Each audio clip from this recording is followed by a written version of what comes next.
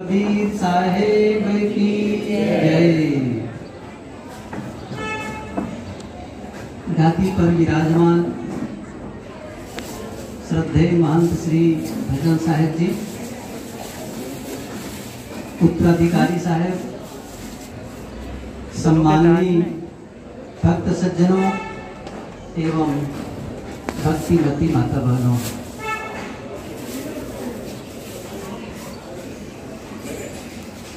आज जो कार्यक्रम है इसके बारे में अभी जो धर्माधिकारी साहब है वो बताए कि किस निमित्त से हम सब इकट्ठे हुए हैं और पूजा आरती का कार्यक्रम भी संपन्न हो चुका है। कुछ बातें मेरे लिए कही गई, कुछ कहें सत्संग के निमित्त।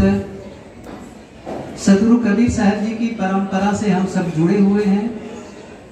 सभी जिन जिन परंपराओं से लोग जुड़े होते हैं इस प्रकार के आयोजन करते हैं। हमारी परंपरा में इस प्रकार का आयोजन होता है, पूजा आरती सत्संग वार्ता।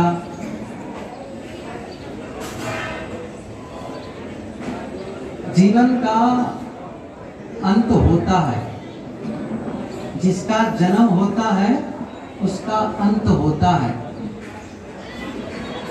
जीवन वही उसी प्रकार से है जैसे नदी के दो तट होते हैं, एक तरफ दूसरी तरफ,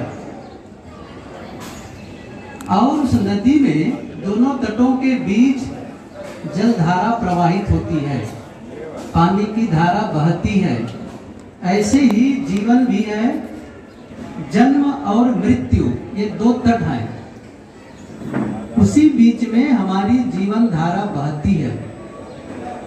एक समय था जब हम सभी का जन्म हुआ है, यहाँ जितने लोग बैठे हैं, एक दिन तो था जब हम सभी नदी के एक तट पर आए, और एक दिन आने वाला है, दूसरा तट आने वाला है। सबके जीवन में वो दिन आने वाला है। महत्वपूर्ण न जन्म है न महत्वपूर्ण मृत्यु है। क्यों नहीं है? इसलिए नहीं है क्योंकि जन्म के विषय में हमारा कोई चुनाव नहीं था, कोई निर्णय नहीं था कि हम कहाँ जन्म लेंगे, किस माँ के गर्भ में आएंगे, किस परिवार में आएंगे, किस जन्म लेंगे, गांव में जन्म लेंगे, ये हमारा कोई चुनाव नहीं था। ऐसे ही मृत्यु के समय भी हमारा कोई चुनाव नहीं होगा। हम कब मरेंगे, कहाँ मरेंगे, कैसे मरेंगे, यह भी हमारे हाथ में नहीं है, लेकिन जीवन हमारे हाथ में है। जो बीत चुका, अतीत हो गया, जन्म उसका कोई मूल्य नहीं है, और जो आने वाला है, जो भविष्य है, जिसे हम देख नहीं रहे हैं, उसका भी मूल्य नहीं है। मूल्य किसका है? जीवन का। यदि हम अपने जीवन को सार्थक बनाते हैं, सही तरीके से जीवन जीते हैं, तो हमारे जन्म का भी महत्व हो जाता है, हमारी मृत्यु का भी महत्व हो जाता है। आज महापुरुषों की जयंती मनाई जाती है, उनके निर्वाण दिवस मनाए जाते हैं। क्यों? इसलिए मनाए जाते हैं कि उन्होंने अपने जीवन को सार्थक किया। न केवल अपने जीवन को सार्थक किया, उनके जीवन को सार्थक करने से उनके संपर्क में जो भी आए, संदर्भ ले ले सदगुरु कबीर का, जिनके हम अनुगमन कर रहे हैं, जिनके विचारों के आधार पर हम लोग जीने के लिए संकल्प लिए हैं, कहाँ उनका आविर्भाव हुआ, और तब इस प्रकार के संसाधन नहीं थे आने जाने के। इसके बावजूद मैंने उनके विषय में पढ़ा है कि गुजरात वे 4 बार आए, 4 बार आए। सूरत भी आए थे, जहाँ निर्वाण साहब जी की समाधि है। निर्वाण साहब जी उस समय मौजूद थे, उनसे मिलना हुआ, उनका संवाद हुआ। मैं ये कह रहा था, आज हम उनकी याद क्यों कर रहे हैं? बुद्ध और महावीर की याद क्यों करते हैं? इसलिए करते हैं कि उन्होंने अपने जीवन को सार्थक किया। आज हम सबको भी अवसर मिला है, हम अपने जीवन को सार्थक करें, जीवन को सफल बनाएं। क्या है जीवन को सार्थक करने का तरीका? क्या हम ये कह सकते हैं कि यदि मेरे पास बड़ा मकान हो गया तो मेरा जीवन सफल हो गया, मेरा जीवन सुंदर हो गया? क्या हमारे घर के सामने कई बड़ी बड़ी गाड़ियां आ गई हमारी, तो क्या हम मानेंगे कि मेरा जीवन सुंदर है, मेरा जीवन सफल है? क्या हमारे शरीर में बहुत कीमती कीमती कपड़े हम पहन लिए तो क्या मानेंगे कि हमारा जीवन सफल और सार्थक है? तो क्या हम ये मानेंगे कि जब मैं सुंदर दिखूं या फिर सुंदर दिखने के लिए किसी दुकान में जाकर के मेकअप इत्यादि कर लूं? आजकल तो दुकानें हैं, लोग जाते हैं वहां, और वहां जाकर के उसका नाम भी है ब्यूटी, और आगे आप लोग जानते हैं। तो क्या उस प्रकार से सुंदर बन गए कुछ घंटे के लिए, तो क्या जीवन सुंदर हो गया? इन सबके सुंदर होने से जीवन सुंदर नहीं होता है, हम सभी जानते हैं। एक ही चीज है जिसके सुंदर होने से जीवन सुंदर होता है, वह है हमारा मन। मन का सुंदर, जिसका मन सुंदर होता है उसका जीवन सुंदर होता है, जिसका मन खराब होता है उसका जीवन खराब होता है। और इसीलिए सदगुरु कबीर की बहुत ही प्रसिद्ध पंक्ति है, एक साधे सब साधिया सब साधे एक जाए, जैसे सींचे मूल को फूले फले अघाए। एक मन को साध लो, एक मन को साध लो। हमारी समस्या क्या है? हम सबकी समस्या क्या है? हम केवल मन को ही तो नहीं साध पा रहे हैं। क्यों नहीं साध पा रहे हैं? क्योंकि आप उसको साधने में लगे हुए हैं जिसको सचमुच जीवन में साध ही नहीं सकते। आप देखिए, आप किसे नियंत्रित कर सकते हैं? क्या आप सूर्य को नियंत्रित कर सकते हैं? पृथ्वी को नियंत्रित कर सकते हैं? हवा को नियंत्रित कर सकते हैं? बारिश को नियंत्रित कर सकते हैं? छोड़ दीजिए, बड़ी बात है। तो क्या आप दुनिया वालों को नियंत्रित कर सकते हैं, ठीक कर सकते हैं? बिल्कुल ठीक नहीं कर सकते। छोड़िए, दुनिया भी बड़ी होती है, केवल सूरत वालों को आप नियंत्रित कर सकते हैं, ठीक कर सकते हैं? सूरत भी बड़ा है ना। मैं एक बात आऊँ, आप अपने परिवार वालों को नियंत्रित कर सकते हैं? कितने लोग, मेहनत तो बहुत किए होंगे सब, क्या मेहनत किए होंगे? मैं अपने पति को ठीक कर लूं, मैं अपनी पत्नी को ठीक कर लूं, मैं अपने बच्चों को ठीक कर लूं, मैं अपने माता पिता को ठीक कर लूं। कितने लोग सफल हैं?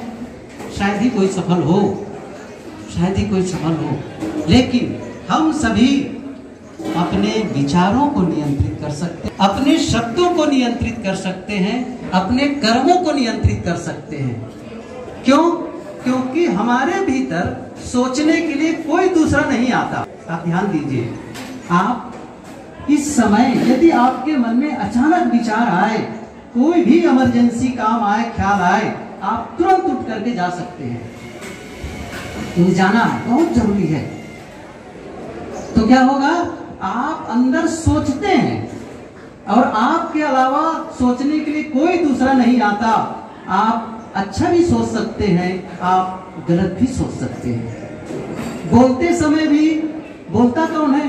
हम अंदर से ही तो बोलते हैं। बोलने के लिए हमको प्रेरित कौन करता है? हम ही तो कर रहे हैं भीतर से।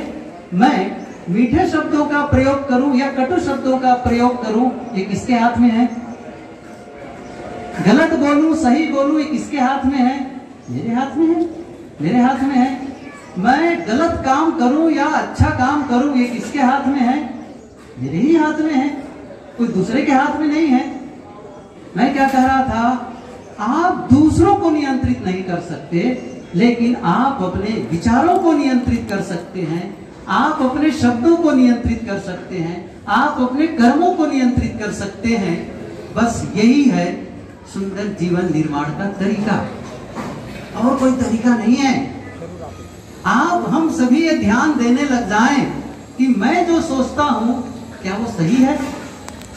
मैं जो बोलता हूं क्या वो सही है? क्या मैं जो करता हूं वो सही है? अच्छा, कैसे पता चले कि सही है कि गलत है? ये थोड़ा समझ लेने जैसी बस तो थोड़ी देर की बात है। मेरा समय बहुत ज्यादा नहीं है।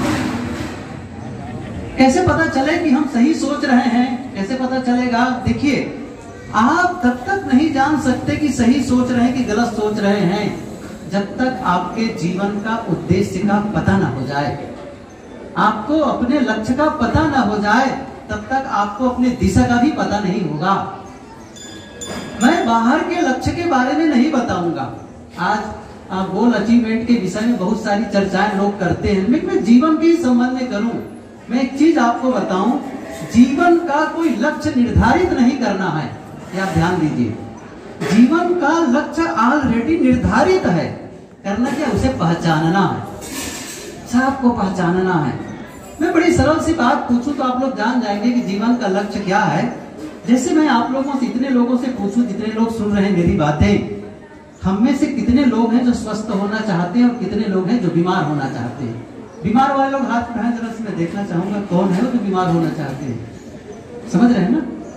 सभी स्वस्थ। अच्छा, किसी भी मत के, पंथ के हो, किसी भी घर में जन्मे हो, किसी भी उम्र के हो, कितनी भी योग्यता हो, हम सभी क्या चाहते हैं? जो सबके लिए बराबर है, हम सभी स्वस्थ जीवन जीना चाहते हैं।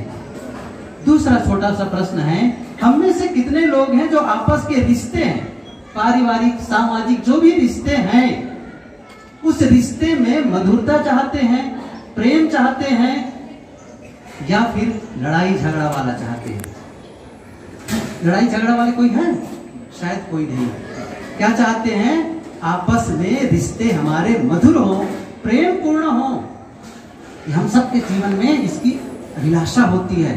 दूसरी बात, तीसरी बात है, हम में से कितने लोग हैं जो चाहते हैं कि मैं गरीबी का जीवन जीऊं, और कितने लोग हैं जो चाहते हैं कि मैं समृद्धि का जीवन जीऊं? हम में से सभी चाहते हैं मैं समृद्ध जीवन जीऊं। और अंतिम बात है, हम में से कितने लोग हैं जो ये चाहते हैं कि मेरा मन अशांत रहे, और कितने लोग चाहते हैं कि मेरा मन शांत रहे, प्रसन्न रहे? हम सभी चाहते हैं। क्या चाहते हैं? मैं स्वस्थ जीवन जीना चाहता हूं, मेरा संबंध, मेरे रिश्ते में मधुरता आए, प्रेम आए, मैं समृद्ध जीवन जीना चाहता हूं, और मैं मानसिक शांति भी चाहता हूं। क्या इन विषयों पर ही हमारा विचार चलता है? ध्यान दीजिए, आप जो सोचते हैं, क्या आप अपने स्वास्थ्य को सुंदर बनाने के लिए सोचते हैं, रिश्तों में मधुरता लाने के लिए सोचते हैं, या फिर आप अपने आर्थिक शक्ति को बढ़ाने के लिए सोचते हैं, या फिर मन की शांति के लिए सोचते हैं? यदि आप सोचते हैं, तब कहा जाएगा हम सभी सही सोच रहे हैं। और आप जब ख्याल करेंगे, कभी कभी अंदर जाकर के, अंदर को झांकेंगे अपने मन को, तो आपको पता चलेगा अंदर इतना बड़ा शैतान बैठा है।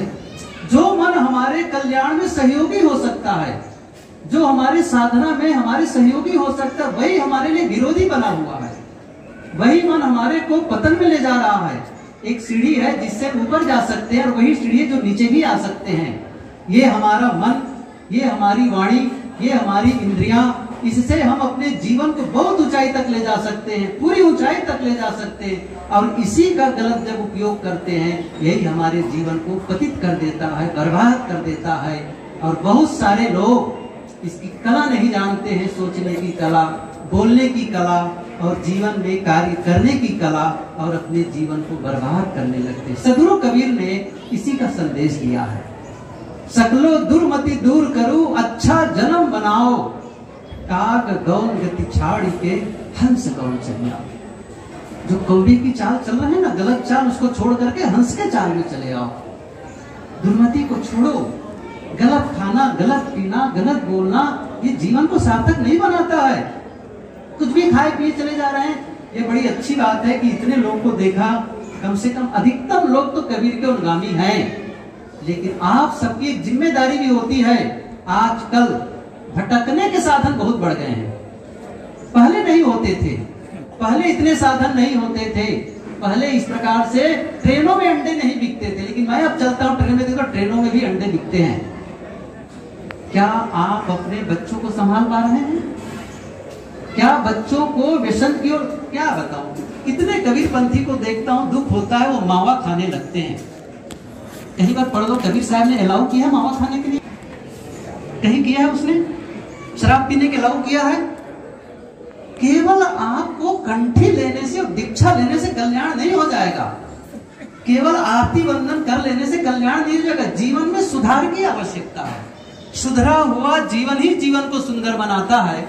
तो ये बातें बहुत सारी विस्तार की हैं, मैं केवल आपके पास में बीज भेज दिया है, आपके पास एक मैंने संदेश भेज दिया है, उस संदेश का विस्तार करने की जरूरत है। बस 3 बातें खास रूप से मैंने कही। आपका विचार सही होना चाहिए और मैंने तरीका बताया। यदि आप अपने जीवन के लक्ष्यों को पाने के लिए सोच रहे हैं, उसके लिए आप बोल रहे हैं और उसके लिए कर रहे हैं, तब तो हमारा सोचना, हमारा बोलना और हमारा करना सही है। नहीं तो उसको हमको सुधार लेना चाहिए, सही दिशा देने की जरूरत है। हम सब के भीतर जो ऊर्जा है ना, उस ऊर्जा को सही दिशा की ओर प्रवाहित करें तो हमारा जीवन सुंदर होता चला जाएगा। और यदि उस ऊर्जा को सही जगह नहीं लगाएंगे तो बर्बाद हो जाएगा। मैं बता देता हूं आपको, वो बर्बाद हो जाएगा। सही दिशा में नहीं करते तो खराब हो जाता है। वो 1 मिनट का उदाहरण देकर मैं अपनी वाणी में विराम दूं।